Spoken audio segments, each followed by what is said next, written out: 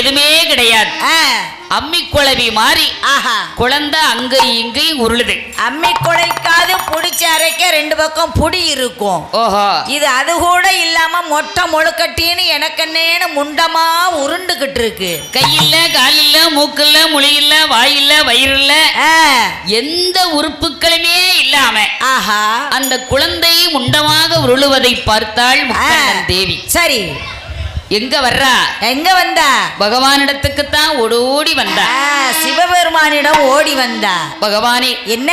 சாட்சாதி கடவுளாகப்பட்ட சிவபெருமானே, என்ன பெண்ணே? இந்த பாவி நான் உங்ககிட்ட என்ன கேட்டேன்? பிள்ளை கேட்ட.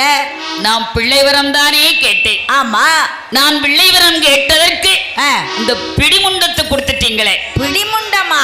மதலை வரம் கேட்டதற்கு இந்த மலைமுண்டத்தை கொடுத்துட்டீங்களே. என்னம்மா சொல்ற?